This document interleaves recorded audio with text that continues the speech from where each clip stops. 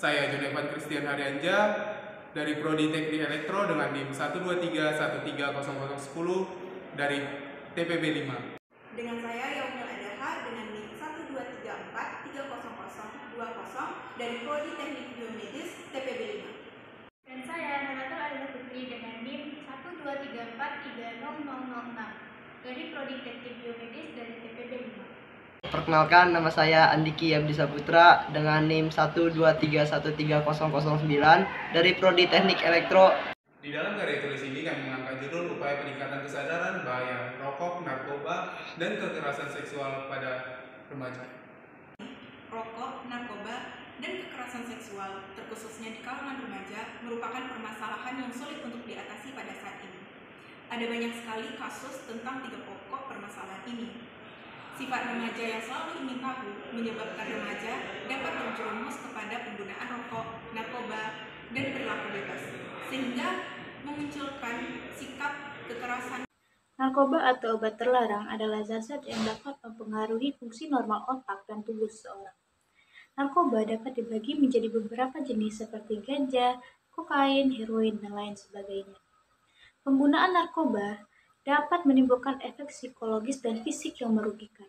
Para ahli kesehatan menganggap bahwa narkoba menjadi ancaman serius terhadap kesehatan individu ataupun masyarakat. Menurut data Badan Narkotika Nasional atau BNN, masalah penyalahgunaan narkoba di Indonesia menjadi perhatian yang serius. Dari data menunjukkan bahwa jumlah penggunaan narkoba di Indonesia meningkat dari waktu ke waktu.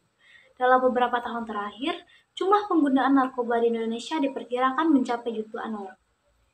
Indonesia memiliki hukum narkotika yang diatur oleh Undang-Undang Nomor 35 Tahun 2009, di mana undang-undang ini bertujuan untuk melindungi masyarakat dari penyalahgunaan narkotika serta mengatur pengendalian narkotika secara ketat.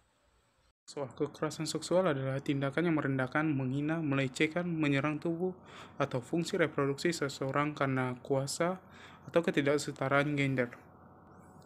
Kekerasan seksual pada remaja sendiri merujuk pada tindakan atau perilaku yang melibatkan kekerasan, penyalahgunaan, atau pemaksaan dalam konteks seksual terhadap remaja yang belum mencapai usia dewasa atau di bawah usia persetujuan hukum.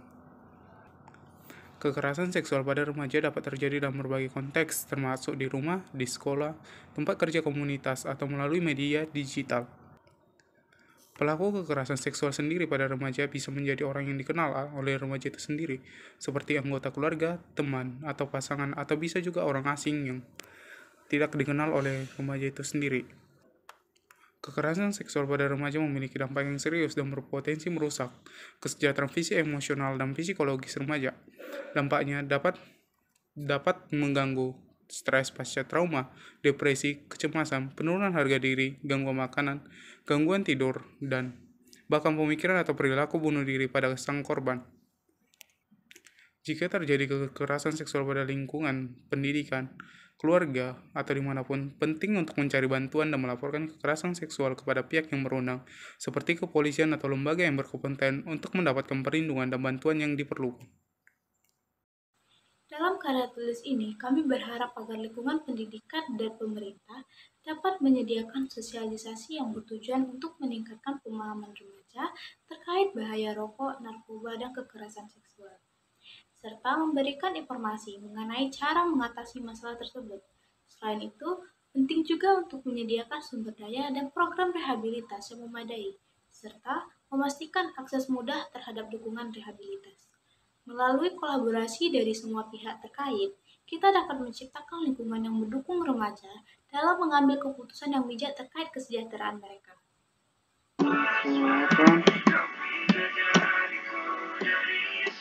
2023 oke. Ini ukurannya kita ketikkan menjadi ukuran 14 size-nya. Oke, size-nya kita ukuran 14. Oke.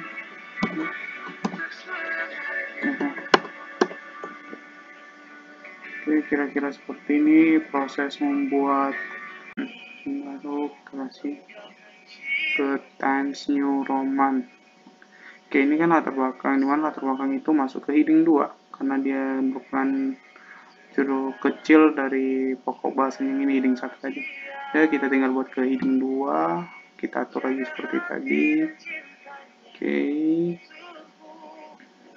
kita kecilkan ukurannya, ukuran 12. Oke, begitu juga tujuan, kita buat ke heading 2. Heading 2 itu kita membuat nomor halaman, yaitu kita pilih ke insert.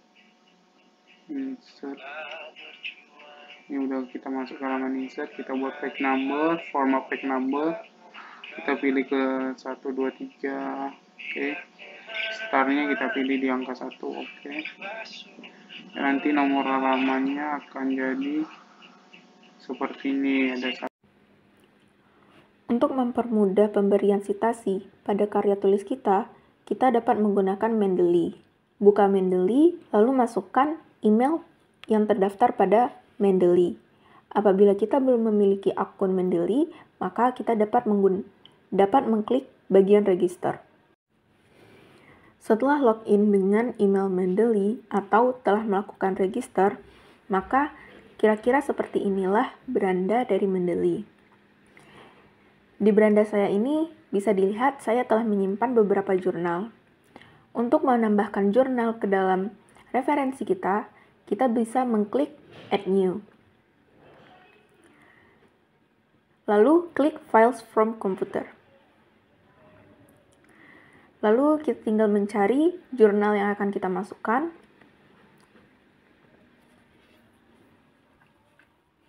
Lalu kita tunggu upload hingga 100%. Nah, pastikan bahwa Microsoft Word kalian terhubung dengan Mendeley. Caranya dengan mengklik bagian reference.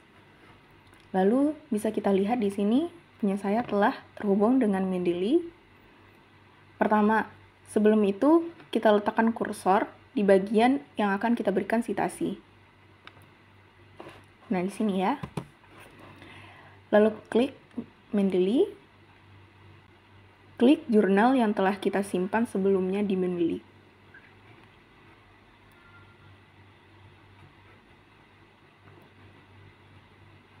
Nah, ini ya. Lalu tekan Insert One Citation. Nah, kita bisa mengubah style dari citasinya itu dengan cara mengklik Citation Settings. Nah, di sini ada Change Citation Style. Kita klik. Nah, di sini ada banyak ya stylenya. Nah, kita sekarang menggunakan IEEE. Oke? Nah, kita dapat membuat daftar pustaka secara otomatis dengan Mendeley ini, yaitu dengan cara klik titik 3 ini, klik Insert Bibliography, lalu dijelaskan di sini bibliografi kita akan muncul pada kursor yang kita letakkan. Nah, saya telah meletakkannya ini di bawah daftar pustaka, lalu kita klik Continue. Nah, secara otomatis semua citasi kita akan muncul di sini.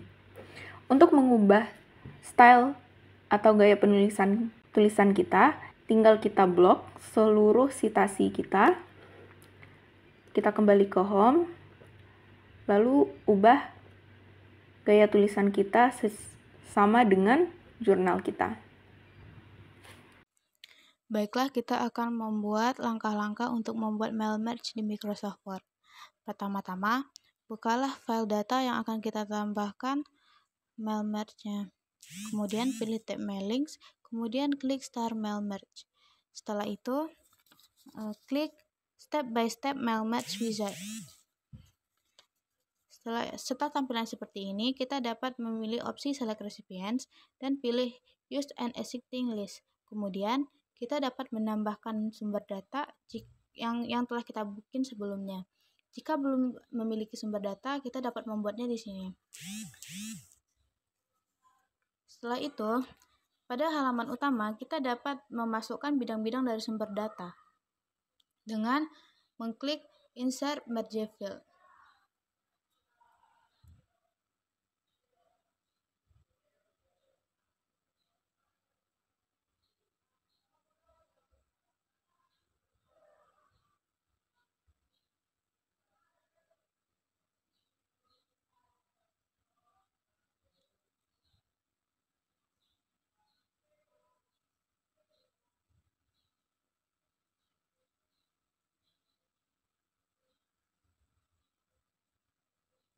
Kemudian, setelah datanya dirasa benar, kita dapat mereview data tersebut dengan mengklik Preview Result.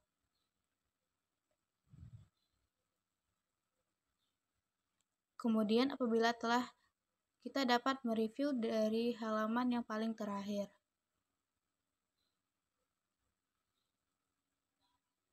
Apakah datanya sudah benar atau salah atau belum? Setelah semua datanya dirasa benar, kita dapat menekan tombol Finish and Merge. Kemudian, klik Edit Individual Dokumen dan kemudian tekan OK. Dokumen akan dibuat sesuai data dan dapat diedit apabila memiliki kesalahan. File merge telah selesai kita buat.